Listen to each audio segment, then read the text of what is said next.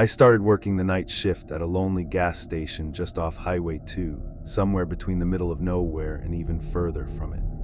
The station wasn't much to look at, two pumps taped off with bright orange plastic, a flickering sign missing half its bulbs, and an ice freezer out front that rattled whenever the wind cut through the lot. It didn't look like a place that had been cared for in decades, but it was a job and I needed one. Rent was late. Bills stacked up on my kitchen counter back at the trailer. I'd already blown through the last of my savings after leaving Denver, and nobody else was calling me back. So when the manager of this dump muttered over the phone, "You want nights? Come by at 11, I'll show you the ropes," I said yes before he could change his mind.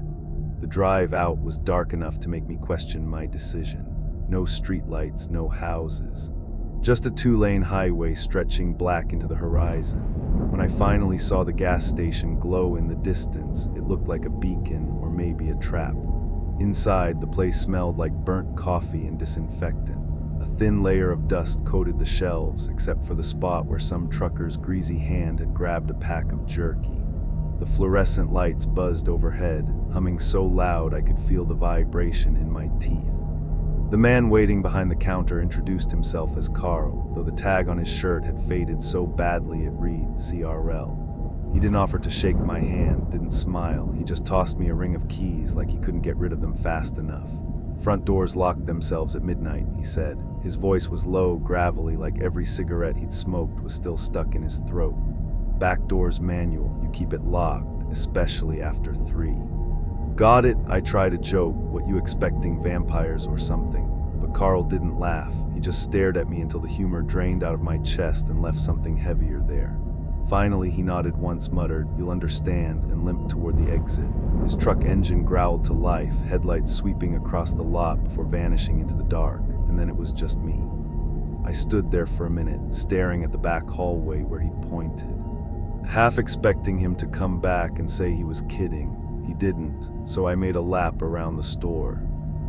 The coolers in the corner were half-stocked, cheap beer sweating behind the glass, sodas stacked with more dust than fizz. The coffee pot was full, but the liquid inside had that oily shimmer on top. I poured a cup anyway. The first sip tasted like wet cardboard, but at least it was warm. By midnight, I'd settled behind the counter with my coffee and tried to convince myself it wasn't so bad. Quiet, easy money. I could restock the chips, count the smokes, and coast until sunrise. That's when I noticed the paper. It was taped under the register drawer, folded and yellowed like it had been there a long time. Curiosity got me. I peeled it free and unfolded it. Across the top, written in thick, desperate marker, was one word: rules. Beneath it, 3 lines. Never open the back door after 3 a.m. Don't look through the windows after 2 a.m. If the payphone rings, don't answer. That was it. No explanations. Just those 3 rules. I laughed at first, thought it was Carl's idea of hazing the new guy. But then I noticed the stains on the paper, not just coffee, but darker spots along the edge. Brown, rusty, old blood, maybe. I didn't want to think about it. I tucked the paper into my pocket anyway. Something about the shaky handwriting made my skin crawl, like whoever wrote it hadn't just been writing instructions, they'd been begging. At 12:30, I heard the crunch of tires on gravel. My heart jumped, but it was just a pickup rolling in, engine rattling like it was held together with duct tape. A man in his 50s shuffled inside, bought a pack of smokes and a coffee. He looked at me, then at the back hallway, then back at me again. "You're new," he said. His voice was flat, almost sad. "First night," I told him. "Why?" He hesitated, then muttered, "Don't stick around after 3. I tried to laugh it off. But the way he said it, quiet, serious, like a warning passed down, stuck with me. He left without another word, taillights disappearing into the black. I locked the front door behind him and checked the clock, 12:50. The station was silent again, just me, the buzzing lights, and the hum of the coolers. I poured another cup of coffee and tried to shake the weird feeling crawling up my spine. That's when I heard it, a faint crunch of gravel behind the station. Slow. Deliberate. I froze, cup halfway to my lips. Another crunch, footsteps maybe. I set the cup down and walked the back hallway. The fluorescence overhead flickered as I went, buzzing louder the closer I got. The metal door loomed at the end, paint peeling, a dent near the bottom like someone had kicked it hard years ago. I pressed my ear to the metal. At first, nothing. Then faint but real, I caught it, breathing. I jerked back, pulse pounding in my throat.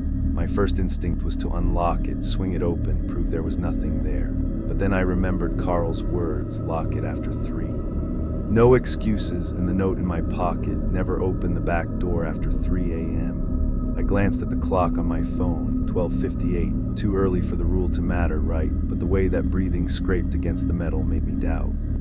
I backed away, slow, careful, until I was back behind the counter. I poured another cup of coffee, though my hands shook so bad I spilled half of it on the counter. The breathing stopped. Silence swallowed the station again. I looked down at the note in my pocket, at the shaky handwriting and the rust-colored stains. The words burned in my head, not don't open the back door at night, not when you're alone, specifically after 3 a.m., which meant until then something might still be waiting. And for the first time that night, I realized I wasn't the only one keeping track of the clock. By the time the clock above the counter ticked over to 1 a.m., I'd convinced myself the breathing at the back door had been nothing more than my imagination. Maybe the pipes groaned, maybe the wind squeezed through the siding. I kept telling myself little lies like that because the truth that something stood just on the other side of the door wasn't an option I wanted to believe. I busied myself with stocking shelves, counting cartons of cigarettes, anything to make the time move faster. The station stayed empty, no headlights on the highway, no customers, just me pacing the same aisles, sipping coffee that tasted worse with every pour. The loneliness settled on me like a heavy blanket. Then 1:15, I heard a truck engine outside, tires on gravel. I froze, my heart jumping in my throat, but relief trickled in when I saw the same rusted pickup roll up. The manager, Carl, he'd left hours ago, and now he was back. The bell above the front door jingled when he walked in, his limp more pronounced, his face pale like he hadn't slept in days. He glanced around the store, eyes darting to the windows, then to me. "You find the note?" he asked. I nodded. "Yeah, real funny. What's with the rules?" He didn't smile. Instead, he leaned over the counter and whispered like someone might be listening. "They're not jokes. You follow them, you make it to morning. You don't, you won't." I swallowed, trying to hide the chill crawling down my neck. "Come on, you can't be serious." Carl's jaw tightened. "Kid, I've seen what happens when people don't follow them." He tapped the counter with a nicotine-stained finger, each thud deliberate. That dent on the back door, that wasn't from some drunk trying to break in. That was one of ours. He thought the rules were bullshit. He opened it. I laughed nervously, waiting for him to crack a smile. To admit it was just a story to scare the new guy. He didn't. His eyes were flat, dead serious. "What happened to him?" I asked before I could stop myself.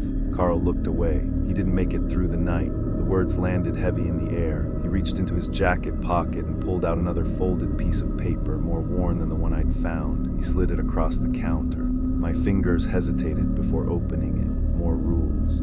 Written in the same shaky hand. "Don't turn off the lights, no matter what. If you hear someone calling your name, ignore it. Never ever check the bathrooms after midnight." I stared at the paper, then at him. "You serious? This is insane." Carl's face tightened, his eyes twitching toward the back hallway again. "You think I'm crazy? Fine, but you'll thank me when the clock hits 3. I tried to make light of it. "What is this, like a hazing thing, some weird initiation?" Carl's voice sharpened. "Do I look like I'm laughing?" I couldn't answer. He stepped closer.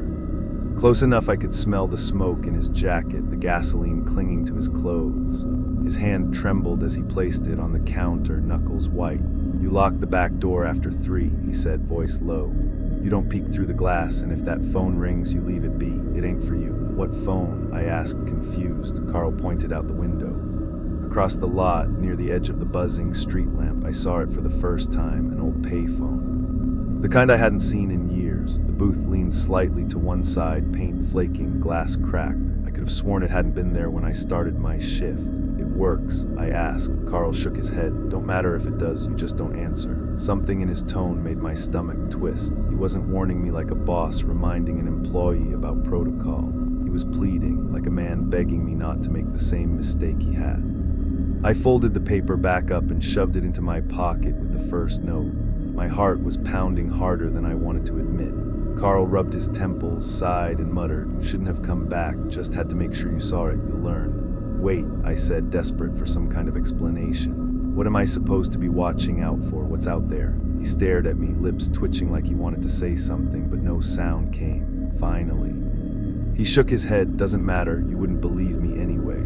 With that, he turned and limped back out to his truck. I watched through the glass as he drove off, taillights disappearing down the black highway once more. The silence returned, heavier this time. I looked down at the second note in my hand, at the fresh list of rules. The payphone, the bathrooms, the voice calling my name. My pulse quickened, and for the first time that night I realized something. These rules weren't all written at once. Someone had been adding to them. Each rule was another scar, another memory of something that had happened to someone who stood where I was standing now. And if Carl was right, I was next in line. I locked the front door, double-checked the bolt on the back. Then I leaned against the counter, staring at the payphone outside. It stood just at the edge of the light, half swallowed by the darkness beyond. A shiver ran through me. It was only 1:30. The rules didn't even start until 2. Which meant I still had half an hour before I found out just how real they were. By 1:30, the gas station felt like a coffin with buzzing lights. The aisles were silent, shelves stacked with junk food that nobody wanted, and the coolers hummed like insects behind glass. I tried to distract myself by restocking candy bars, lining them up in neat rows, but my hands shook enough to make the wrappers rattle. Every few minutes I found myself glancing at the payphone outside. It leaned against the darkness, tilted, the glass cracked. As if one more gust of wind might knock it over. I couldn't shake the thought that it hadn't been there earlier. Maybe I just missed it. Maybe. The clock on my phone read 1:45, 50 minutes until the second rule took effect. Don't look through the windows after 2. I told myself it was stupid, but the more I thought about it, the harder it was to stop staring at the glass. The big front panes reflected the buzzing fluorescence, throwing back my own tired face. Pale under the harsh light, my reflection looked nervous, skittish, like it wanted to get out. I looked away, poured another cup of coffee, and muttered, "I'm losing it already." My voice sounded too loud in the emptiness. At 1:50, I heard the first noise, a sharp click followed by static. The security monitor above the counter flickered, the feed jumping. For a second, the screen showed nothing but snow, then snapped back to the outside view of the pumps. The lot was empty. Just the lamplight buzzing, a circle of pale yellow surrounded by black. I leaned closer. The feed flickered again. For half a second, I could swear I saw a shape near the payphone, tall, thin, hunched, and then it was gone. I blinked, rubbed my eyes, looked again. Nothing. The camera feed stabilized. Empty lot, silent highway, my chest tightened. I tapped the screen with my finger, half expecting it to glitch again, but it held steady. At 1:55, the neon sign above the door started buzzing louder. Each flicker cast the station in darkness for a heartbeat, long enough to make me feel blind. Every time it flashed back on, I expected something to be standing at the window. Nothing was there. I busied myself behind the counter, counting change, wiping surfaces that didn't need it. But the sense of being watched grew heavier with every tick of the clock. My skin prickled, the hairs on my neck rising like static. The bell above the front door jingled. I jumped so hard, I nearly spilled the drawer of coins. My eyes snapped to the entrance, but the glass doors were still shut, locked tight. Nobody had come in. The bell dangled on its string, swaying slightly as if touched by an unseen hand. My throat dried. "Wind," I whispered, "just whined," except the doors hadn't moved. At 1:57, the monitor flickered again. The static rolled across the screen, hiss filling the store like whispering voices. I tapped the side of the box hard. The image cleared, and for the briefest moment, my heart froze. It wasn't the lot on the screen anymore. It was me, not my reflection in the glass, but me standing behind the counter, staring blankly at the camera. Same uniform, same name tag, but the face wasn't mine. It was older, hollow, the eyes black pits in the glow of the fluorescence. I stumbled back, swearing under my breath. The image blinked away, replaced with the empty lot again. My pulse thundered in my ears. I told myself I imagined it, just a glitch. Just exhaustion, but when I looked down at the counter, I realized something was missing. The notes, the 2 sheets of rules I'd shoved into my pocket, were now lying neatly on the counter, unfolded as if someone had set them there while I wasn't looking. I hadn't taken them out. The writing stared up at me, the marker strokes jagged, desperate. The rules seemed darker now, the stains more obvious, spreading like rot across the paper. I glanced at the clock, 1:59. I felt trapped in a countdown, 1 more minute until I wasn't supposed to look through the windows. I gripped the counter so hard my knuckles whitened, staring at the second hand tick closer to 12. When it hit 2:00, the fluorescence flickered once more, plunging me into shadow. and in the black glass of the front door I saw it, not outside, not in the lot, but inside the reflection, something standing just behind me. I spun around. The store was empty. Just shelves, humming coolers, buzzing lights. When I turned back to the glass, my reflection stared at me with hollow eyes. The second hand on the clock ticked past 2:59. I sat behind the counter, every muscle in my body stiff, my eyes glued to the glowing red digits on the cheap plastic clock. The store was silent except for the buzzing lights and the low hum of the coolers. My coffee sat untouched. My hands trembled too badly to hold it steady. I told myself the first 3 rules were just superstition, just Carl's way of messing with me, but deep down I was waiting. The way you wait before thunder hits after lightning, counting down, bracing. 3:00 a.m., that's when the knocking began. 3 slow knocks against the back door. Knock, knock, knock. The sound carried through the empty aisles, dull and heavy like fists against metal. My blood went cold. The back hallway seemed darker than it had before, shadows stretching longer with every flicker of the lights. I froze, listening, my breath shallow. Another set of knocks followed, patient. Deliberate, evenly spaced. Whoever it was, they weren't in a hurry. I whispered, "Don't open it, don't open it." My own voice sounded strange, too loud in the empty store. The knocking stopped. I almost let out a nervous laugh. Maybe it was kids messing around, maybe a trucker looking for the restroom. Maybe. Then I heard breathing again, soft, steady, right on the other side of the door. I gripped the counter tighter, heart pounding. Rules screamed in my head, never open the back door after 3 a.m. As if to mock me, the handle rattled, slowly at first, then harder, shaking the door in its frame. I expected the deadbolt to snap. "Who's there?" I called out before I could stop myself. Silence, then clear as day a voice answered, "Open up." It wasn't a voice I recognized. It was too calm, too steady, like someone reading a script. I tried to convince myself it was just some drunk. But then it spoke again. It said my name. Hearing it froze me to the core. Nobody here knew me. I hadn't told Carl, I hadn't told the trucker earlier. There was no reason anyone should know. The voice repeated it, softer this time, almost sing-song. "Open up, name, it's okay." I stumbled back, knocking into a rack of chips, bags cascading onto the floor. My knees threatened to buckle. The knocking resumed, louder this time, shaking the thin walls of the hallway. Each hit echoed like a hammer driving a nail. I forced myself to the hallway, every step heavy, like my body wanted to turn around and run.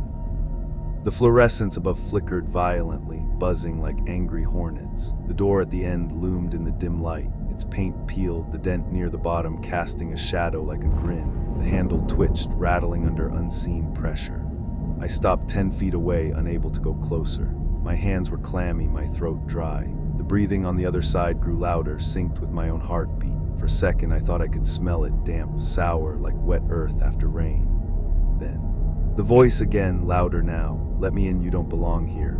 I squeezed my eyes shut, not opening it. The handle rattled harder, metal groaning, my pulse raced. I imagined the bolt giving way, the door flying open, whatever stood outside stepping into the hallway. Then silence, the knocking stopped, the breathing faded. I stood frozen, every nerve screaming. Seconds crawled by, nothing. I forced myself back toward the counter, each step shaky. I collapsed into the chair behind the register, chest heaving. The light steadied, the buzzing quieted. For a moment, the store felt normal again. I almost convinced myself it was over until I noticed the notes. They were no longer in my pocket. They lay on the counter in front of me, neatly unfolded, as if someone had placed them there while I was gone. And there was something new. A 4th line scrawled at the bottom in fresh ink, darker than the rest. 4. "Don't talk to it." My stomach dropped. I stared at the line, my own voice replaying in my head. "Who's there?" My throat tightened. I'd already broken the rule before I even knew it existed. The fluorescence above flickered once more, and in the reflection of the front window, I swore I saw something standing in the back hallway. The clock above the counter glowed 3:07, and I hadn't moved since the first pounding shook the back door. My hand still gripped the edge of the counter so hard my knuckles ached, and the notes lay flat in front of me, the fresh lines scrawled at the bottom burning into my brain. "Don't talk to it." I had already broken it, and that realization made the air feel heavier, as if the whole store knew I had made a mistake. The hallway behind me felt alive, as if it were breathing with me, and I didn't need to look to know something still stood just on the other side of the door. For a few seconds there was silence, a silence so thick it pressed against my chest like a weight, and I almost convinced myself it was finally over. Then the knocking started again, not patient this time, not measured, but faster and harder. Pounding against the frame with a force that rattled the shelves and made the fluorescence above buzz so loud I thought the bulbs would burst. Each blow sounded like a hammer striking the thin walls of the building, and I sat frozen in my chair, whispering to myself, "Don't open it, don't open it," though my voice was thin and useless. The pounding stopped suddenly, leaving only the rush of blood in my ears. For a moment I thought maybe I had passed the test. Maybe the thing outside had given up. Then a voice slid under the door, calm and steady, saying my name. Hearing it froze me to the core. Nobody here knew me, not the trucker who had stopped earlier, not even Carl. Yet the voice spoke again, repeating my name in the same tone someone would use if they were calling an old friend, and then it added words that made my skin crawl. "You already spoke to me. You already broke the rule. That means it doesn't matter anymore." "Let me in." I stumbled back from the counter, bumping into a rack of chips, the plastic bags cascading onto the floor with a sound far too loud in the silence, and I realized my knees were shaking so badly I could barely stay upright. The handle of the back door rattled then, first gently, then harder, the metal groaning like the deadbolt might snap. I forced myself toward the monitor above the counter, desperate to prove to myself that there was nothing there. That it was all in my head. The screen flickered, snow rolling across, and then steadied on the back lot. For a moment, the feed showed only the cracked pavement and the circle of light from the lone street lamp. Then the image shifted and a shape came into focus, tall, thin, hunched. It wasn't clear, more like static shaping itself into something vaguely human, and its head tilted with sharp, jerking movements as though the signal couldn't hold it steady. My stomach turned as the figure leaned closer to the camera, the static buzz growing louder, and though its face blurred and twisted, I saw the mouth move. The speakers crackled with its voice, "Let me in." I yanked the plug from the outlet, and the monitor snapped to black. The silence that followed was worse. No buzzing, no hum of the coolers, nothing. My breath came ragged, and then, as if mocking me, the bell above the front door jingled. My head snapped up, and the glass doors were still locked tight, but the little brass bell swayed, the clapper tapping metal though no one had passed through.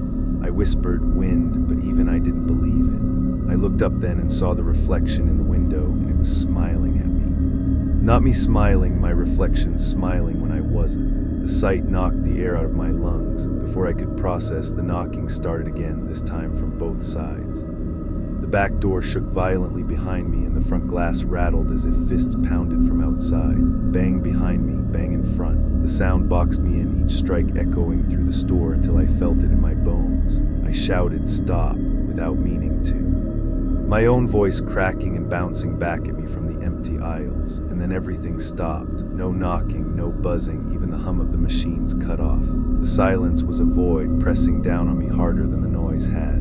The lights flickered once, steadied, and the store looked normal again. My laugh came out shaky, forced. "Just wiring," I muttered, "just old wiring." I wanted to believe it, needed to believe it, but when I looked back at the counter, my blood ran cold. The notes had changed again.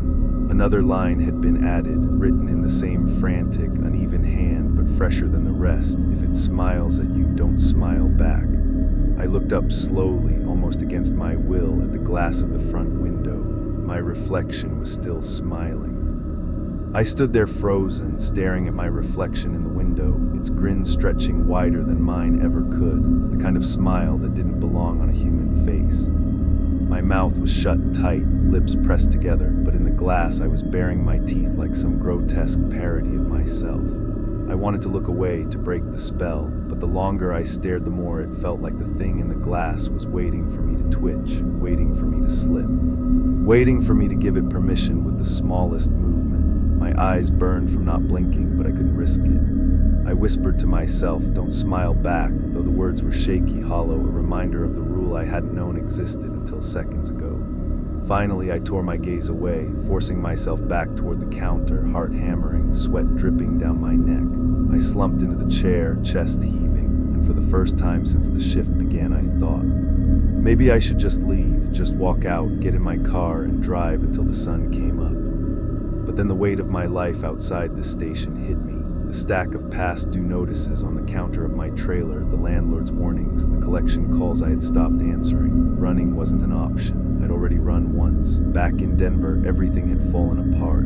The job at the auto shop had been steady until the accident. One slip. One moment of not paying attention, and a coworker lost a finger under a machine I was supposed to be watching. Nobody pressed charges, but the whispers spread. Customers stopped coming in, the boss cut my hours, and I drowned myself in cheap whiskey until I finally walked out. After that, it was couch surfing, then the trailer, then nothing but rejection after rejection. I didn't belong anywhere anymore.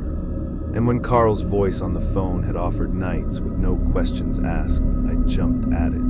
At least here nobody cared about my past, but sitting there now, staring at the fresh rules scrawled on the paper, I wondered if maybe that was the point. Maybe jobs like this weren't meant for people with clean slates. Maybe the gas station was a net that caught all the broken ones, the ones desperate enough to trade their safety for a paycheck. The thought crawled inside my skull and settled there like a parasite. I forced myself up and paced the aisles, trying to shake it. Every step echoed too loud in the silence, and every flicker of the lights made me flinch.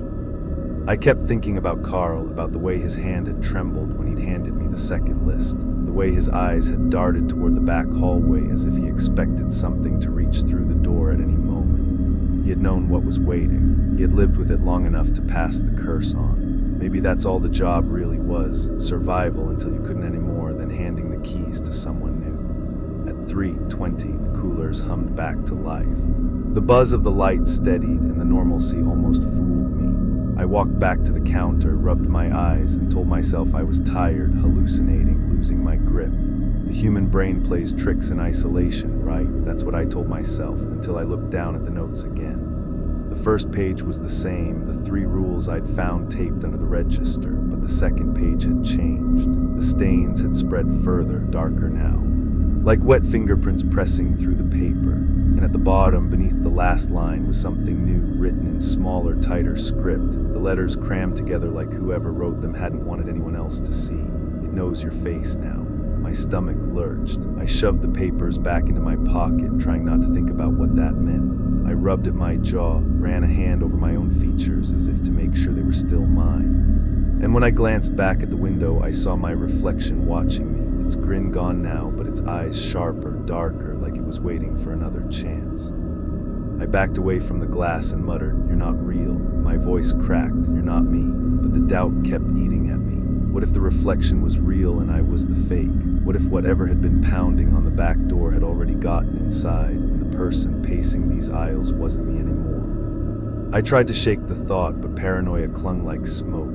I sat back down, buried my face in my hands, and told myself I just had to hold on until dawn. If I could make it through this one night, I'd quit no matter how broke I was. No paycheck was worth this. But another part of me whispered that maybe quitting wasn't an option, that maybe once you knew the rules, once you broke them, you were tied here no matter what. The clock read 3:29 when I heard the faintest sound, a voice I recognized but shouldn't have. It was my mother's. She'd been dead 5 years, but her voice drifted from the back hallway, soft, gentle, saying my name the way she used to when I was a kid. My chest constricted and tears burned my eyes before I realized what was happening. Rule number 5 echoed in my head: if it smiles at you, don't smile back. But what about voices? That was rule number 2 on the new sheet. If you hear someone calling your name, ignore it. I pressed my hands over my ears and whispered, "Not listening." Not listening, but the voice grew louder, warmer, closer, promising safety, promising comfort. My mother's voice. I gritted my teeth until my jaw ached and forced myself not to move, not to answer, not to even breathe too loud. When the sound finally faded, leaving only the buzz of the lights again, I realized I had dug crescents into my palms with my nails. I wanted to leave more than ever, but the thought of stepping outside, of crossing that lot where the payphone leaned under the street lamp, made my stomach twist. If it was waiting out there too, then the only thing worse than staying would be going. So I sat there trapped, the weight of my past pressing as heavy as the darkness outside, doubt gnawing at the edges of my sanity, and one thought repeating over and over in my head like a broken record: I shouldn't have taken this job. The clock crawled toward 3:40, and I could feel the store shrinking around me. Every hum of the coolers, every buzz of the lights, every faint creak of the building seemed louder than it should have been, like the night was leaning closer to listen. I sat behind the counter with the notes clutched in my hands, my eyes darting toward the front windows even as I told myself not to. Rule number 2 was simple: don't look through the windows after 2 a.m. The rule didn't say why, and that was the worst part. Every second I resisted, the temptation grew stronger, a worm of curiosity burrowing deeper into my skull. I paced the aisles, trying to shake it. My reflection kept flashing at the corner of my vision, and every time I passed the end of an aisle I swore I saw movement outside, just beyond the reach of the buzzing street lamp. I told myself to stay away, to keep busy, but the pull was magnetic. By 3:45 the pressure was unbearable. It felt like someone stood just inches beyond the glass, waiting, daring me to look. My chest tightened, and the rational part of me tried to argue. Maybe if I looked just once I'd see nothing, and this whole nightmare would unravel. Maybe the rules were nothing more than tricks to scare me into obedience. My hand trembled as I placed it on the counter. I could hear my own breath echoing in my ears. Then from outside, faint but unmistakable, came a sound like fingernails dragging down the glass. Slow, deliberate squealing high in the air, the sound vibrated through my teeth. I froze, heart hammering, staring at the dark reflection of the windows without daring to lift my head. I wanted to call Carl to demand answers, but I knew he wouldn't pick up. I wanted to run out the back, get in my car, drive until the road ended, but I remembered the knocking, the voice calling my name. The smile in the glass, the only way out was through, and that thought terrified me. I gritted my teeth, muttering, "Don't look, don't look, don't look." The scraping stopped. For a moment the silence felt like relief. Then came a soft tap, like a single knuckle knocking politely against the window pane. Once, twice, 3 times. I lifted my head before I realized what I was doing. My eyes locked on the glass doors. At first I saw nothing but my own reflection, pale and shaking. Then, just beyond my shoulder in the reflection, something moved. It wasn't me. It wasn't human. The outline was wrong, too long, too thin, the head tilted at an impossible angle. My breath hitched as my reflection's eyes darted to mine, wide with something I didn't recognize, fear, maybe, or warning. Then the thing in the reflection stepped closer, its face sliding into clarity.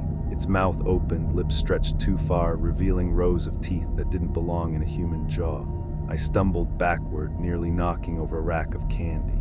My heart thundered in my chest. But I couldn't look away. The glass seemed to throb, pulling me in until I remembered the note in my pocket. Don't look through the windows after 2. My hands shook as I tore my gaze away and yanked the blinds shut, the plastic slats rattling as they fell into place. Darkness swallowed the front of the store. I collapsed into the chair behind the counter, pressing my palms to my eyes. The image burned there, a negative imprint I couldn't erase. The too long body, the hollow eyes. The impossible grin. I whispered to myself over and over, "You didn't see it, you didn't see it," as if repetition might undo the damage. But deep down I knew I had broken another rule, and breaking the rules meant consequences. The notes on the counter rustled, though no air stirred. My stomach dropped as I reached for them. Another line had been added in the same jagged hand: "If it knocks on the glass, don't look up." My throat tightened. It had already knocked, and I had looked. I pressed the papers flat, trying to stop my hands from shaking, and stared at the fresh ink. The words felt alive, shifting slightly under my gaze, as though the rule had been written just for me in that moment. I shoved the sheets back into my pocket, afraid to keep them in sight, afraid of what new warnings might appear if I stared too long. The blinds rattled once, as if something brushed them from outside. I sat frozen, my breath shallow, praying for the sound to stop. The rattling faded, replaced by silence so thick I could hear the blood pounding in my ears. I closed my eyes, tried to count, tried to focus on the steady tick of the clock, anything to anchor me. When I opened my eyes again, the blinds were still, the glass hidden behind them. Relief washed over me for a heartbeat, then I saw it. On the inside of the glass, pressed against the slats, a faint smear trailed down like the mark of a wet palm dragging slowly downward. The moisture glistened in the fluorescent light, proof that whatever had been outside wasn't content to stay there. It had touched the inside. My chest tightened until I could barely breathe. I told myself not to move, not to acknowledge it, not to give it more power. But the fear pressed in heavier and heavier until I thought my ribs would crack. I wanted to scream, but I bit it back. The rules were all I had, and even though I had broken them, maybe if I stayed quiet. Maybe if I held my ground, the night would pass. The smear on the glass darkened as if thickening, streaking down the blinds like something alive. I shut my eyes again, forcing myself not to see, not to react. Time stretched, seconds dripping like hours. When I opened them again, the mark was gone. The blinds were still, the glass was silent, but the doubt gnawed deeper than ever. I hadn't just looked through the window had looked back. The smear on the blinds was still wet when I finally worked up the courage to stand. My legs felt like they belonged to someone else, stiff and unsteady, but the thought of sitting still while something pressed its hand against the inside of the window was worse. I told myself I couldn't look, but curiosity gnawed at me like a rat chewing wires. Rule number 2 had been clear: don't look through the windows after 2 a.m. I'd already failed once. But there was a difference between catching a glimpse and deliberately lifting the blinds to see what waited outside. I knew the second choice meant breaking the rule completely, yet my hand moved on its own, trembling as it reached for the cord. My breath came shallow, chest rising and falling too fast. I gripped the string, whispered, "Just 1 second, just enough to prove it's nothing," and tugged. The slats rattled as they rose, revealing a thin strip of glass. At first I saw only the circle of lamplight outside, pale yellow buzzing against the black highway. Then something shifted in the dark. A face stared back at me from the other side of the glass. It wasn't pressed close like a curious customer peering in. It was flush against the window, skin stretched thin, features distorted by the pain. The eyes were wrong, too large, too dark, swallowing what little light existed. Its mouth moved. Lips peeling back to reveal teeth long and thin like needles, and though I couldn't hear sound through the glass, I knew it was speaking. My name formed on those lips, over and over, silently like a chant. I stumbled backward, the blinds snapping shut again as if yanked by unseen hands. The sound echoed through the store, rattling my bones, my chest seized with terror. I had looked directly at it. I had broken the rule completely. The notes in my pocket grew warm, as though the ink itself burned. I pulled them free with shaking hands, and sure enough, fresh words sprawled across the bottom line, jagged and desperate. "It saw you too." I dropped the papers, while rising in my throat. My body screamed at me to run, to bolt through the front door, sprint across the lot, drive until the gas gauge hit empty. But I remembered the reflection smiling when I hadn't, the voice whispering my name in the dark hallway. The payphone waiting under the buzzing street lamp. There was no safety out there. The rules were the only fence keeping me alive, and I had just trampled one of them. The fluorescents above dimmed, flickered, then steadied again, but not all of them came back. One by one, the bulbs along the front of the store blinked out, leaving the window in shadow. My pulse hammered in my ears as I realized I could no longer see what pressed against the glass. The darkness beyond felt like it had seeped inside, filling the aisles with something heavy and unseen. Then came the tapping, slow at first, like fingernails clicking on glass. Tap, pause, tap. The sound crawled into my skull until it became unbearable. I gritted my teeth, pressing my palms against my ears, but I still felt it, like vibrations running through the bones of the building. Then the tapping stopped, replaced by a different sound, a scrape, long, slow, like metal dragged against metal. I forced myself to look at the blinds, and I saw the slats bending inward just slightly, as if pressure from outside pushed them toward me. My stomach turned to ice. I shouted, "Stay out," though I knew it was useless. The scraping ceased. Silence fell again, but it wasn't empty silence. It was a silence full of waiting, of presence, like the pause before a predator pounced. My skin crawled with the certainty that eyes were still fixed on me, patient and unblinking. I bent to pick up the notes, desperate for answers, and found yet another line scrawled at the bottom. The ink was so fresh it smeared under my thumb. "If you break the rule, it can come closer." My blood ran cold. I turned slowly toward the aisles, scanning every shadow, every flicker of the failing lights, and for the briefest moment I thought I saw it, tall, thin, just at the end of the snack aisle, head tilted too far to one side. I blinked and it was gone, but the air still carried the scent of damp earth and something sour, a smell that didn't belong in a gas station. Panic gripped me. I shoved the notes back into my pocket and grabbed the flashlight from under the counter, my hands fumbling to switch it on. The beam cut across the aisles, harsh and narrow, landing on empty shelves and dusty floors, nothing there. I forced myself to sweep the light slowly back and forth, steadying my breathing, convincing myself I was still in control. But when the beam passed the front windows, the blinds shuddered. A handprint bloomed across the slats from the inside.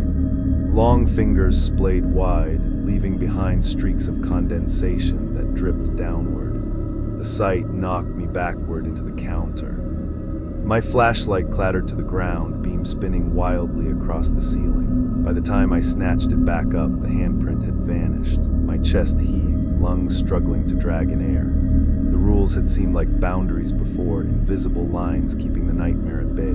Now I had proof crossed them, and it crossed too. The thought pinned me in place, realization heavier than anything I had felt all night. The gas station wasn't just cursed with rules. The rules were the only thing keeping me from it, and I had ripped one apart with my own hands. I pressed my back to the counter, gripping the flashlight like a weapon, and whispered over and over to myself that dawn would come. Dawn always came, and maybe if I could just hold out until the sun broke the horizon, I'd be safe. But even as I said it, I knew the thing outside wasn't bound by sunlight. The rules hadn't mentioned dawn. The rules hadn't mentioned safety at all. They only promised survival if you obeyed, and I had already failed. The store felt different after I broke the rule. Every aisle seemed longer, every shadow heavier, every flicker of the lights sharper against my eyes. It wasn't just fear anymore, it was knowledge. I had looked, and it had looked back, and there was no taking that back. The notes burned in my pocket like a brand, the fresh words still damp in my memory. If you break the rule, it can come closer. That meant it was already closer, maybe even inside. And all I had left was the hope that I could understand what I was dealing with before it understood me. I forced myself to move, to search, to do anything except sit paralyzed behind the counter waiting for the next sound. I told myself that if someone had written these rules, someone before me had lived through this, and maybe if I found enough of their breadcrumbs, I could follow the same path and survive. The shelves yielded nothing but dust and expired snacks. The cooler doors rattled faintly as I passed, condensation dripping down the glass. I almost imagined faces staring from the frost, but I shook it off, focusing on the task. In the narrow hallway that led to the bathrooms, I noticed a patch of wall where the paint had peeled. The surface looked uneven, like something had been taped there once and then torn away. I pressed my hand against it and felt the faint outline of tape residue, sticky even after years. My gut told me notes had been there, maybe more rules, maybe warnings. Whoever removed them hadn't done it carefully. Scraps of paper clung in corners, illegible but real. Someone had wanted to hide them. Someone had wanted to erase the record. I pushed open the bathroom door against the warning echoing in my mind, never checked the bathrooms after midnight, and froze with the light switch half raised. The air inside was damp, thick with the smell of mildew. The tile was cracked. Water stains crawling down the wall like veins. I couldn't step in, not yet, so I let the door fall shut again, the thud echoing down the hall like a warning. Later, maybe, not now. Back at the counter, I opened every drawer, rummaging through faded receipts, empty cigarette cartons, pens that no longer worked. In the bottom of the cash drawer, beneath a stack of outdated lottery slips, I found it. A folded piece of lined paper, yellowed and soft at the edges. My hands shook as I opened it. The handwriting was the same jagged scrawl as the other notes, but weaker, as if the hand that wrote it had trembled. Said, "Don't make the same mistake we did. He waits by the back door. Don't let him see your eyes, JT." I stared at the initials, my heart skipping. JT, Carl had mentioned someone once, a worker who hadn't made it through the night, a kid who just disappeared. I felt the weight of the paper like it was heavier than the whole station. The words weren't just rules, they were scars carved into paper by someone who hadn't survived, and now they were in my hands. The lights flickered again, snapping me out of the trance. I shoved the paper into my pocket with the others, my head pounding with questions. Who was he? What did it mean not to let him see my eyes? Had I already failed at that too? I thought back to the reflection in the window, the grin that wasn't mine, the hollow eyes staring back. Had I already given him everything he needed? I searched the office next. A cramped room behind the counter, cluttered with old boxes and a broken chair. Dust coated everything, but one box stood out. It was cleaner, like someone had handled it recently. I pulled it open and found stacks of old schedules, pay stubs, and accident reports. My breath caught when I saw the dates. 10 years back, 12 years back, all-night shift logs. One name appeared again and again. JT, initials only. Scribbled in the same handwriting I now carried in my pocket. He had worked nearly every night until one entry stopped abruptly. No quit notice, no termination slip, just nothing. His name disappeared, replaced by another. The accident reports chilled me further. Employee missing during shift, police notified, no evidence found. Each time the language was sterile, official, but the frequency was too much to ignore. 3 missing employees over the years. All during night shifts. The gas station wasn't just unlucky, it was a machine that chewed people up and spit out silence. I sat in the broken chair, the papers spread across my knees, my hands trembling. It wasn't random, it wasn't superstition. The rules were written because something here hunted, and the only defense was obedience, and even then, survival wasn't guaranteed. As I stared at the records, a faint sound reached me, soft, distant, like pages turning. My head snapped up, but the office was empty. The sound came again, this time from the hallway leading to the bathrooms. I clenched my fists, stood, and edged closer, every instinct screaming to stay away. The bathroom door stood slightly ajar, a sliver of darkness bleeding into the hallway. I thought of Rule 6, never ever check the bathrooms after midnight. I backed away, heart hammering, forcing myself not to look inside. The sound of turning pages followed me, soft and steady, until I slammed the office door shut behind me. The papers in my hands crinkled. I stuffed them into my pocket with the rest, the collection of rules and warnings pressing heavy against me. Back at the counter, I spread the notes again under the harsh fluorescent light. The original rules, the addendums, JT's desperate warning, the accident reports, all of it painted the same picture. This wasn't a coincidence. This was a cycle, and I was just the latest name in a long list of those who thought they could survive a night at this station. The clock read 3:58. Only 2 hours had passed since the knocking began, but it felt like a lifetime. My chest ached from the weight of it, my skin prickled with the sense of eyes watching from every shadow. I knew then that the rules weren't enough. They weren't written to save me. They were written by people who had already lost, and I was starting to understand that the only way out was to find the cracks in the rules themselves. The clock ticked toward 4, and I thought maybe, just maybe, the night had settled back into its awful rhythm. The rules weighed heavy in my pocket, the scribbles etched into my brain, and every nerve in my body stayed alert for the next move. I told myself that if I just sat behind the counter, kept my head down, and followed every line of those damned notes, I could coast until sunrise. But the thing about rules is that the moment you start clinging to them, something comes along to test how far you're willing to go. The first ring split the silence like a knife. It wasn't the store phone. That one sat dead on the counter, lifeless since I'd started the shift. This sound came from outside, sharp and metallic, echoing through the lot. The payphone. I froze, my coffee halfway to my lips, and listened as the bell clanged again, louder this time. The rules screamed in my mind, if the payphone rings, don't answer. But the ringing kept going. One after another, steady, demanding. I forced myself to stay put, eyes fixed on the blinds that covered the windows. Maybe it would stop if I ignored it. Maybe it was just another trick, another way for whatever was out there to pull me closer. But the longer I waited, the worse it got. Each shrill chime clawed at my nerves, making my teeth ache. By the 6th ring, I was pacing behind the counter, hands clamped over my ears. By the 10th, I was muttering curses under my breath, willing it to end.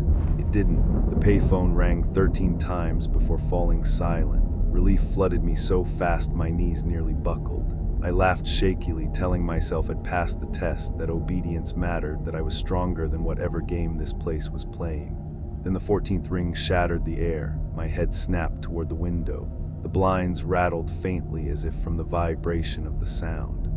The phone outside didn't just ring, it howled, louder than any payphone should be, reverberating through the walls, making the glass tremble. I gritted my teeth and shouted into the empty store, "I'm not answering," but the sound swallowed my voice whole. I tried to focus on the notes, pulling them free with trembling hands, searching for some loophole, some line I'd missed. But the words stayed the same, if the payphone rings, don't answer. That was it, no explanation.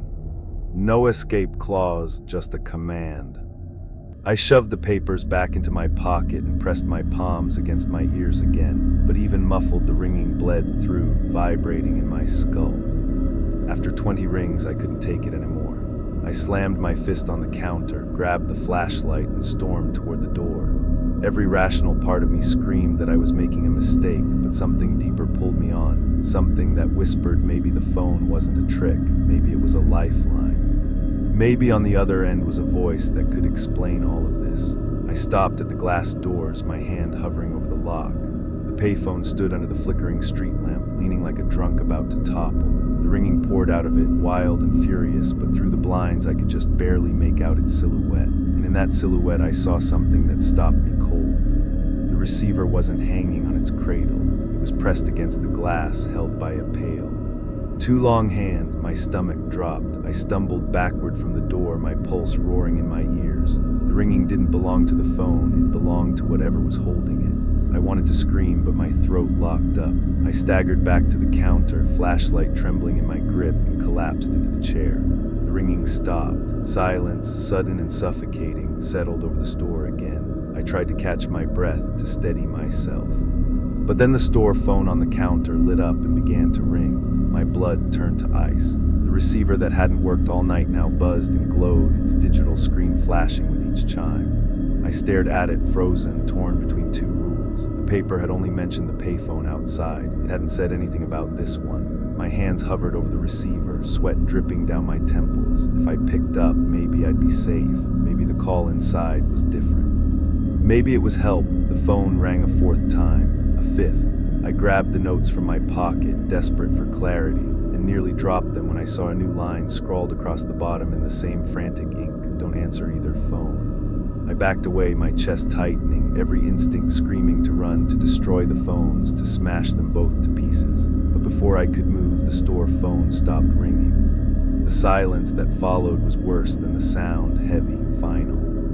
Like the pause after a predator has decided whether to pounce. Then from the back hallway, the payphone outside began ringing again. Not muffled, not distant, but loud and clear, as if the booth had been dragged inside and set behind the door. Each chime rattled the thin walls, echoing off the aisles, vibrating in my bones. I pressed my hands against my ears, curled into the chair, and muttered the rule over and over like a prayer. Don't answer, don't answer, don't answer. But with each repetition, I felt weaker. Like the sound itself was wearing me down. I knew that if it kept ringing, eventually I would break, and maybe that was the point. The ringing stopped as suddenly as it had started, leaving behind a silence so complete I could hear the faint hum of blood rushing in my ears. I sat rigid behind the counter, gripping the flashlight in both hands, waiting for the next move. My eyes darted to the notes again, the last line scrawled so fresh it looked wet in the light. Don't answer either phone. I wanted to believe that meant I'd passed, that I had resisted long enough. But deep down I knew the rules didn't reward obedience. They only bought me more time. I told myself to breathe, to count, to ride out the night 1 second at a time. That's when I heard it, my name, not shouted, not whispered, spoken calmly like someone standing right next to me. I jerked my head toward the hallway, the back door looming at the far end, the dent in its metal skin casting a crooked shadow across the floor. The voice came again, steady and certain, filling the air around me. Name, I know you can hear me. My grip on the flashlight tightened until my knuckles ached. I didn't answer, forcing myself to stay still, but the sound slithered through me like cold water. The rules flickered through my head. Don't talk to it, don't open, don't look. But hearing your own name in the dark is different than reading words on paper. It cuts deeper, feels personal, invasive. Whoever it was out there knew me. Or at least knew enough to make me believe it did. My chest constricted with every syllable. Name, why are you hiding? It asked, a gentle lilt in the tone that made the words sound almost kind. But underneath there was something else, something sharp, like barbed wire hidden in silk. I pressed my palms over my ears, muttering to myself, not real, not real, not real, but the voice only grew louder, clearer. As if it bypassed my ears entirely and spoke straight into my skull.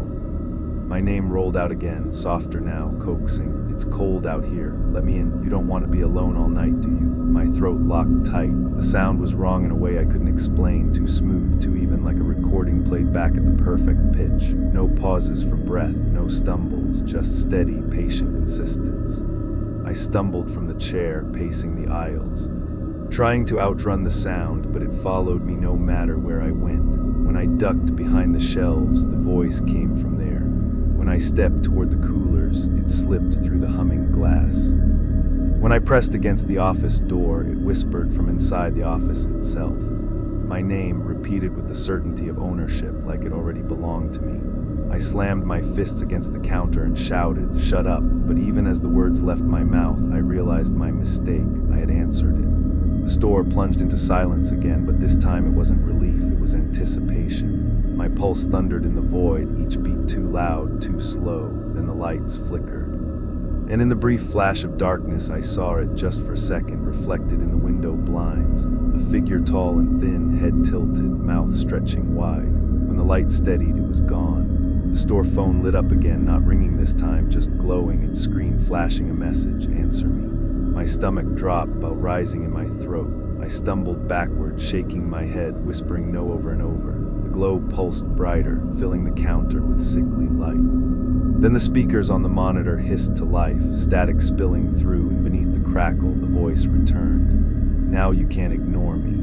I dropped to the floor, clutching my ears, curling into myself like a child, but it didn't matter. The voice was everywhere now, seeping through the hum of the coolers, hidden in the flicker of the fluorescents, tucked between the ticks of the clock. It wasn't outside anymore, it was inside with me.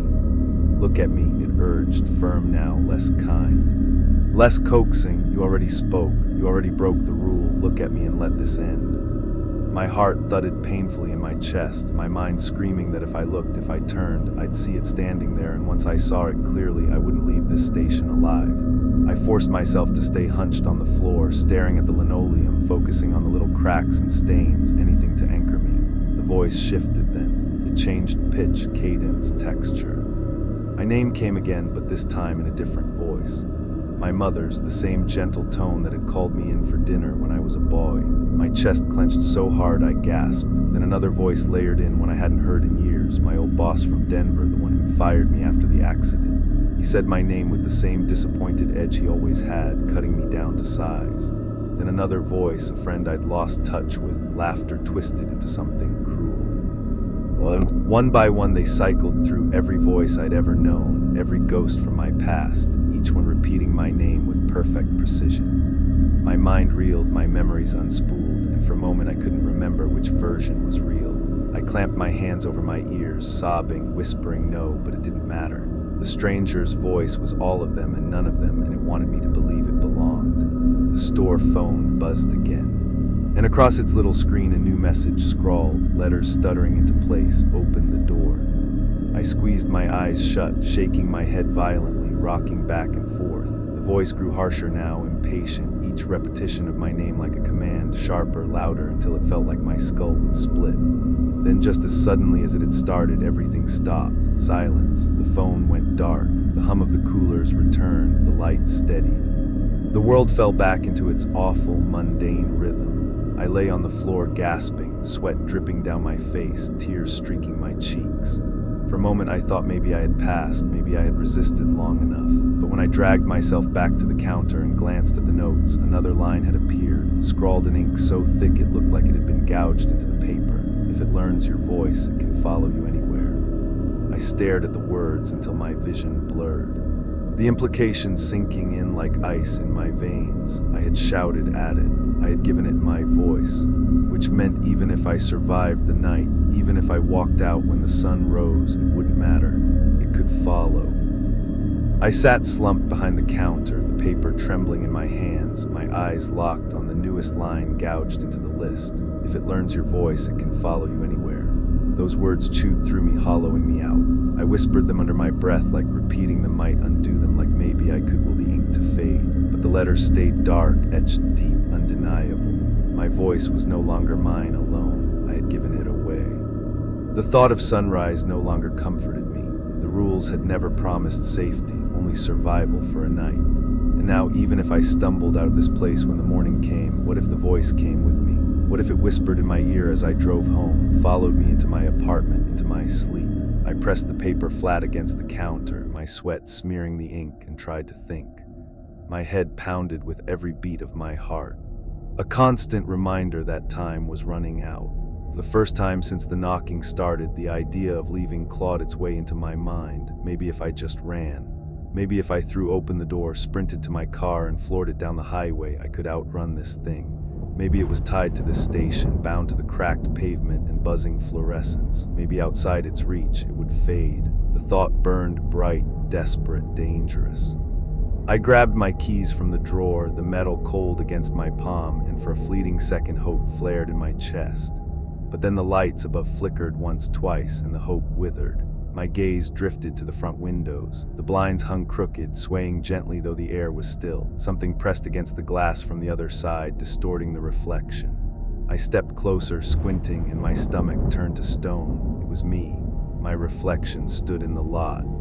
Outside the store, staring back at me. Same uniform, same slouched posture, same tired eyes. Except its mouth stretched wide in a grin so sharp it looked painful, and when it moved, it didn't match me. My reflection raised its hand in a slow wave, deliberate and mocking. I stumbled back, keys clattering to the floor, my chest heaving. The thing outside pressed its palm to the glass, and in the faint reflection I saw my own hand twitch. Like it wanted to mimic the gesture on its own. Panic surged through me. If I ran, what would stop that thing from climbing into my skin, wearing me like a mask? What if the outside was worse? I forced myself back behind the counter, clutching the notes like scripture, and tried to weigh my choices. Fight or flight, stay and face whatever came next, or risk the unknown beyond the doors. The store fell unnervingly quiet again, and in that silence the payphone outside began to ring. Not the shrill metallic clang from before, but soft this time, almost polite, as though inviting me. My name whispered faintly between the chimes. Woven into the sound like a hidden track. "Come out," it sang, "come out, come out." I clamped my hands over my ears, rocking in the chair, but my eyes betrayed me, sliding to the security monitor. Against my better judgment, I turned it on, desperate for proof that I was imagining things. Static hissed, then cleared into the feed of the lot. The booth stood under the sickly street lamp glow, foam dangling, ringing endlessly, and next to it, my reflection. Not frozen this time, but pacing, restless, its head snapping toward the camera like it knew I was watching. It mouthed words I couldn't hear. The screen flickered, then the speakers crackled to life, the distortion jagged and sharp, and its voice came through, layered over mine, wrong in all the right ways. "You can't hide forever." I lunged forward and yanked the plug again, plunging the screen into darkness, but the echo of my stolen voice lingered in the room. I whispered, "Shut up, shut up, shut up," until the tears blurred my vision. My hands shook so badly I almost tore the paper list in half. The rules hadn't prepared me for this. They hadn't told me what to do once it became me. I thought about running again, but another image struck me. The headlights of my car cutting through the desert road, and in the passenger seat a figure slouched beside me, wearing my face, smiling with my mouth. The thought paralyzed me. There was no safety outside. There was no safety here. The clock ticked toward 5, each second dragging its feet, each minute stretching long and cruel. I couldn't tell anymore if my heart pounded from fear or exhaustion. I gripped the counter, forcing myself to breathe slow, to think. Maybe fight was the only option left, not with fists, not with weapons, but with obedience, with endurance. The rules weren't there to explain, they were there to keep me alive, if I ran. I broke them. If I fought back directly, I broke them. All I could do was cling to them, no matter how insane, no matter how much it begged, mocked, or mirrored me. The voice came again, softer this time, almost tender. "You're tired, aren't you? Just open the door, let me take your place, you can rest." The lights flickered, the shelves rattled, the dented back door groaned under an invisible weight. My reflection outside pressed its face closer to the glass, its grin wide enough to split its cheeks. I shoved the notes against my chest and whispered back the words like a mantra, refusing to answer, refusing to look too long. Fight or flight had already been decided. Running wasn't an option. Fighting wasn't either. The only weapon I had left was refusal. The clock hands dragged past 5:13, and I realized the knocking had stopped, the ringing had stopped, even the voice had faded. For the first time all night, the air was still, too still. I raised my head slowly, heart hammering. The blinds hung motionless now. The glass showed nothing but my own pale, exhausted reflection. But when I blinked, just once, my reflection didn't blink back. My breath caught in my throat as I stared into the front glass, waiting, praying that my eyes had tricked me. But the truth pressed down like a weight. My reflection didn't blink back. It stood there perfectly still, its grin fading into something worse, an expression of intent. I shifted, subtle, tilting my head just a little, and the thing outside didn't move. Its eyes locked on mine, dark and bottomless, drinking me in like it was studying every muscle twitch, every nervous flutter, every secret I had ever kept. For a few unbearable seconds, the glass became a two-way mirror, me on one side trembling, and on the other side calculating, learning. Then it moved, slow at first, deliberate. My reflection raised its hand again, only this time it didn't wave. It pressed one finger against its lips in a perfect SHH, and the sound reverberated through my skull, though the gesture was silent. I staggered back, my pulse slamming. Then, before my eyes, the reflection's mouth opened. My own voice poured out, not a whisper, not a distortion, but perfect, clean, flawless. "Don't panic," it said, my tone smooth and measured. "You've been doing good, but you're tired. Let me carry this for you. Let me in." I shook my head violently, muttering no, no, no, but the glass vibrated with the sound of me, except it wasn't me anymore. It was an imitation so precise it made my stomach turn. I stumbled to the counter and grabbed the flashlight like it was a weapon, my sweaty hands barely keeping hold. I swung it toward the windows, the beam cutting through the shadows, but the reflection didn't scatter like light on glass. It stood solid, my face stretched wide, my mouth working. More words came, each one twisting the knife. "Remember when Dad left? Remember how you blamed yourself? I can take that away. Remember the accident in Denver, the guilt, the weight you can't put there. Give it to me, I'll wear it, you'll be free." My knees buckled and I nearly collapsed. That voice, my voice, weaving my memories into its song, dragging the rot from the corners of my mind and holding it against me. It knew everything. "Stop," I croaked, my throat raw. "Shut up," but my protest only fueled it. The reflection's grin widened, its teeth showing in jagged rows that weren't mine, couldn't be mine. Its head tilted, eyes burning bright. And it said the one thing I wasn't ready to hear: "You've already let me in." My chest caved inward at the words, my lungs fighting for air. I scanned the notes again, desperate for guidance, but no new rule appeared, no lifeline etched into the paper. I was alone. I slammed the flashlight against the counter, sparks of pain rattling through my wrist just to ground myself to feel something real. The hum of the coolers, the sting in my arm, the smell of burnt coffee, anchors in a sea that wanted to swallow me whole. I told myself not to look back, not to give it more power. But the sound of its laughter, my laughter, dragged me against my will. On the other side of the glass, the doppelganger had started to mimic every motion, every twitch. I scratched my arm, it scratched its arm, but mirrored wrong, the wrong hand, the wrong angle. I tapped the counter, it tapped the glass, the thud echoing back, delayed like a broken recording. Then it stopped mimicking altogether. It just watched, and slowly, terribly, it stepped back.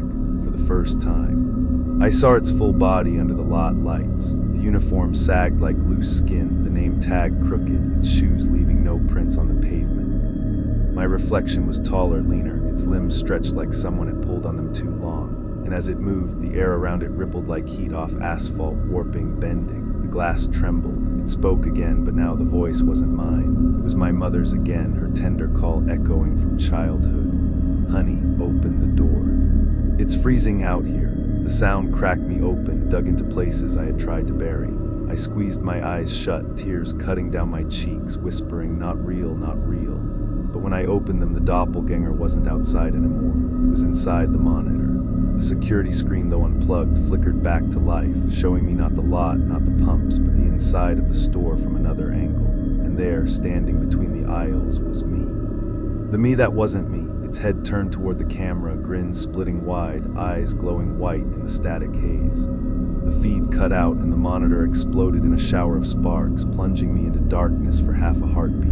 When the lights flickered back, the store looked empty. Just me shaking, gasping, but I knew better. The reflection didn't need glass anymore. The reflection was loose. The notes flapped in the draftless air, the paper alive under my fingers. And another line carved itself into the surface, jagged and cruel. "If it wins the game, it wears you forever." My blood froze. The game had already started. The paper lay trembling under my palms, its surface breathing like skin, the ink bleeding and reforming as though it were alive. I had already memorized the earlier rules, every line branded into my mind like scars, but now new letters scraped themselves across the page with a sound I could almost hear. like fingernails dragging over wood. I forced myself to watch, even though my body screamed to look away. And slowly the next sentence revealed itself. If it speaks your secrets, don't deny them. Denial feeds it. My throat clenched. I thought back to the way it had already mimicked my guilt, my father leaving the accident in Denver. I had denied, shouted no, rejected every poisoned word it threw. I hadn't realized I'd been feeding it, handing it strength piece by piece. My stomach dropped as the memory of its grin widened in my head, the way it had grown taller, stronger. Freer with every protest. I leaned back against the counter, pressing the paper flat like I could trap the words there, keep them from growing claws. But the ink kept crawling, writing faster now, as if time was running out and the list wanted to scream the whole truth before I was swallowed whole. If it calls you by the name you've hidden, don't answer. If it offers to trade places, refuse. If it laughs with your mouth, close your eyes until it stops. If it asks to play, never win. Never lose, endure. Each rule landed like a hammer blow, shaping the cage I had to live in, a maze of traps where every choice could kill me. The fluorescence above buzzed violently, flickering in a strobe that turned the aisles into snapshots of nightmare. In one flash, the shelves stood empty. In the next, they overflowed with hands reaching out, palms upturned, begging. In another, my own face stared at me from the cooler door, fogging the glass with a breath that wasn't mine. I shut my eyes tight, repeating the new lines silently, clutching them like lifelines. Denial feeds it. Don't answer, don't trade, don't look, don't play, just endure. A sound broke through the mantra, a soft knock, this time not at the back door or the glass front, but directly behind my head as if knuckles tapped the wall inches away. I froze, the hairs on my neck standing on end, and then my voice whispered from the other side. Hey, I know you're scared. But it doesn't have to end this way, just let me talk to you. I clenched my jaw shut, refusing, but the voice pressed harder, warmer. You've been carrying this for too long, all those nights you couldn't sleep, all the weight you thought no one saw. I saw it, I can take it, I can be you, you can rest. The temptation sliced deeper than fear. For a second I wanted it. The thought of laying down, of not having to endure another second of this game, of this endless night, pulled at me like gravity. But the list burned against my chest, the ink so hot it might have branded my skin. And I remembered, if it offers to trade places, refuse. My lips parted on instinct, ready to whisper no, to deny, but I stopped myself. Denial feeds it. The only thing worse than agreement was rejection. I pressed my mouth shut and sat in silence, shaking, letting the voice drench me until it thinned into static. The clock dragged forward, 5:32, less than an hour until dawn, less than an hour until the promise, if there ever was one, of survival. But the list wasn't done. Another line scrawled itself, letters jagged and rushed. If it stops imitating and becomes something new, don't look. Looking makes it real. I wanted to laugh, but it stuck in my throat. How many ways could I be undone by my own instincts, by the simple act of glancing, answering, resisting? The rules weren't about fighting. They were about unlearning everything human. The laughter started again, thin and high, like a recording sped up. Bounced between the aisles, darting left and right until I couldn't pin it down. I clenched my fists, keeping my eyes locked on the notes, refusing to look anywhere else. But then it changed. The laughter warped, slowing, deepening until it didn't sound like me anymore. It didn't sound like anyone. It was new. My nails cut crescents into my palms as the sound slithered closer, and my whole body begged to look to see what shape it had taken. My head twitched sideways. But I snapped it back, squeezing my eyes shut, repeating the line until my tongue went numb. Don't look, don't look, don't look. The air thickened, pressing down on me, and the smell of rot filled my lungs. Something shuffled just beyond my vision, dragging across the tiles. My stomach heaved while burning my throat, but I didn't open my eyes. A second knock rattled the counter, then a third, harder, closer. My knees buckled, but I clung to the paper like an anchor. If it becomes new, don't look. Looking makes it real. Then silence, pure, crushing silence.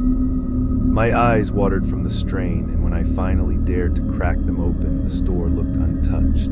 The aisles were calm, the doors closed. My reflection in the glass was just me again, pale and ragged, but mine. Relief hit me in a wave so sharp it almost hurt. I collapsed into the chair, sucking in shaky breaths, my body trembling from holding itself too tightly for too long. But the list pulsed once more, the ink crawling faster than ever. Letters scratching across like claws, one more rule, the last rule. When dawn comes, don't leave until you're sure it's really you in the mirror. My blood froze in my veins. The words glared up at me, final and merciless. It wasn't enough to survive the night. It wasn't enough to wait out the dark. The true test waited at sunrise. If I got it wrong, if I trusted the wrong reflection, the wrong voice, the wrong self, it would win anyway. My stomach turned as I imagined stepping outside into the pale morning, feeling the sun on my skin, thinking I was safe, only to realize too late that I wasn't the one who walked away. The clock read 5:44, 60 minutes until 6, 60 minutes until the end of the longest night of my life. I pressed the paper against my chest, whispering every rule in order like a prayer, my voice cracking, each line a chain I clung to. Don't talk. Don't answer, don't trade, don't look, don't smile, don't play, endure, wait, survive. And then the last one, don't leave until you're sure it's really you. The game wasn't over. The game had only been lighting here. The clock above the counter ticked toward 6, each second slamming louder than the last, like the world itself was counting down to judgment. My chest rose and fell in shallow bursts, my throat too tight to swallow, my palms glued with sweat to the page that had carried me through the night. The rules stared back at me, every line trembling in the fluorescent hum, and that final one glared brightest. Don't leave until you're sure it's really you in the mirror. I had survived the knocking. The voices, the laughter, the static. I had endured every temptation to break, to give in, to deny. But this last test would demand something worse. It would demand certainty in a place where certainty didn't exist. Outside, the horizon bled pale gray, the first threads of dawn stretching over the empty lot. Pumps glistened faintly, coated with dew that hadn't been there a moment before. The darkness retreated inch by inch, but instead of relief, dread tightened around me. Dawn wasn't safety, it was the trap's end game. The front glass shimmered as the light grew. My reflection looked back at me, haggard, eyes ringed with shadows, face pale and tight. For a heartbeat, I thought maybe it was over. Maybe it was just me again. But then it blinked wrong, too slow, too deliberate, like it wanted me to notice. I shoved my chair back, nearly tripping, my gaze locked on the figure in the glass. It blinked again, then smiled, a small twitch at first. But growing wider, curling too far at the edges, until the teeth showed too white, too straight. My knees went weak. I staggered to the bathroom in the corner, the one with the cracked mirror above the sink. My boots stuck on the tiles, every step dragging, but I forced myself through the door and flicked the light on. The bulb sputtered, buzzing to life, and there I was, me again, just me. No grin, no tricks. My chest swelled with fragile relief. This one looked real. But a sound echoed from behind, out in the store, the bell above the front door jingling. My heart lurched. I spun back toward the glass window outside. From the bathroom I could see the front reflection again, framed in the early morning light. And there in the glass I was standing, except my reflection wasn't in the bathroom. It was at the counter, holding the paper, running its fingers over the rules. I gripped the sink, nausea rolling through me. 2 reflections now. One in the bathroom mirror, one in the front glass, both of them me. Both of them wrong in different ways. The bathroom reflection tilted its head. It's me, it whispered, my lips moving in sync, but I hadn't spoken. The glass reflection raised its hand, pressing its palm flat against the invisible barrier as though to remind me it had been there all along. Don't be fooled, it said. I stayed by your side all night. I stumbled back into the store, eyes darting between the two, the paper clutched so tightly it wrinkled under my grip. The rules burned into my brain, but none of them told me how to choose. My lungs stuttered, desperate for air. The clock read 5:58, 2 minutes. The reflection in the bathroom mirror stepped closer, its breath fogging the glass though mine didn't. Think carefully. I'm the one who followed the rules. I'm the one who kept you alive. The front glass reflection smiled, thin, cruel. No, that's the liar. Look at it. It's trying too hard. You know I'm real. You feel it. Don't you? I pressed my palms to my temples, the pressure unbearable, my skull splitting with their voices. They circled me like vultures, both in perfect mimicry, both tearing me apart with truths and lies. The clock ticked 5:59, 1 minute. I collapsed into the chair, my mind burning, whispering the rules again, desperate for something I missed. And then it hit me, buried between the lines. If it laughs with your mouth, close your eyes until it stops. If it asks to play, never win, never lose. Endure. If it smiles, don't smile back. Every rule, every warning, they weren't about action. They were about endurance, about waiting, about not breaking, about silence. The last line didn't say choose, it said be sure.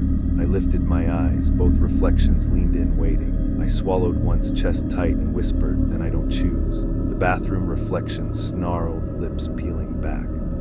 The front glass one slammed its palm against the pane so hard the crack spider-webbed across. They screamed in unison, my voice multiplied, tearing at my eardrums. The lights blew out. For a moment there was nothing, just black silence, void, and then sunlight. When I opened my eyes again, the lot outside was drenched in morning light, warm and golden. The air smelled of gasoline and coffee, ordinary, safe. The glass showed only me, tired, shaking, but me. The bathroom mirror the same, just me. I exhaled so sharply it almost broke me, tears spilling down my face. I was still here. I had endured. But as I moved toward the door, the paper slipped from my hands. It fluttered to the tiles, face down. For the first time all night, I saw the back. Scrawled in the same jagged hand was one final sentence I had never read before. If you made it to dawn, you still might not be you. The clock struck 6. The sunlight spilled across the counter like honey, sticky and bright, filling the store with warmth I hadn't felt in hours, maybe years. The buzzing fluorescents had died in the night, but the day lit everything without them, the aisles calm, the shelves still stocked, the floor no longer trembling beneath my boots. For a fleeting moment, I let myself believe it was over. I pressed my palms flat against the counter, staring at the golden glow stretching across the pumps outside. Watching the world return to something human. But the sentence on the back of the page gnawed at me, a worm burrowed deep in my chest. If you made it to dawn, you still might not be you. I bent to pick the page up, fingers brushing the paper's brittle edge, but when I turned it over, the rules were gone. Blank as if they had never been written. My breath hitched. I rubbed my thumb across the surface, but it was just paper now, smooth and pale, no trace of ink. No scars where the words had carved themselves through the night. It was as though the rules had abandoned me the moment I stepped into the light. My pulse rattled in my ears. I shoved the paper under the register out of sight and told myself not to look again. I pushed through the front door into the cool morning air. The asphalt was damp with dew, shimmering beneath the rising sun. Birds chirped somewhere beyond the lot, a sound so ordinary it felt alien. My lungs ached with the sharpness of the air, real and clean. I wanted to sink to my knees right there and laugh or cry, but my body stayed rigid, because with every breath, the question pressed harder. What if the thing that endured wasn't me? The glass doors behind me reflected my figure in the sunlight. My shape looked right, my shoulders, my face, my gait, but I couldn't shake the memory of how easily it had copied me before, how perfectly it had spoken with my mouth. Smiled with my teeth, my hand twitched toward the glass, wanting to test to be sure, but I stopped. I remembered the rules, looking made it real. I told myself it was only paranoia, that the warning on the back of the page was just the last trick meant to haunt me, and yet I couldn't walk away. The car pulled into the lot, tires crunching over gravel, and I nearly collapsed with relief at the sight of another human. A blue sedan dented along the side. An old man behind the wheel. He stepped out slow, joints stiff, wearing a cap faded from the sun. He gave me a nod as he shuffled to the pump, like any normal morning at any normal gas station. I almost ran to him, desperate to hear a stranger's voice, something that would tether me back to the world. But when he glanced at the glass door to the station, his face faltered, just a flicker, a crease in his brow before he masked it. "Morning," he said to me, voice hoarse but polite. "Morning," I croaked back, my throat raw, but his eyes lingered past me. At the reflection in the door, I forced a laugh, brittle. "Long night," I said, gesturing vaguely at the store. He just gave me a small nod, lips pressed tight, and turned back to his pump without another word. My stomach twisted. What had he seen? Was it just exhaustion in my face, or something else, something not quite right in the reflection he glimpsed? I couldn't stand there any longer. I moved to my car, parked by the side lot. Fumbling my keys with trembling fingers. The handle felt strange in my grip, familiar yet foreign, like the metal didn't recognize me. I slid into the driver's seat, the leather cold against my back, and stared into the rearview mirror. My face looked back, hollow eyes, cracked lips, a man who had survived the longest night of his life. But the longer I stared, the less certain I became. The reflection blinked at the wrong time again. My chest tightened. I tested it, lifting my hand to my chin. The reflection followed, but a fraction too late, like it had to remember how.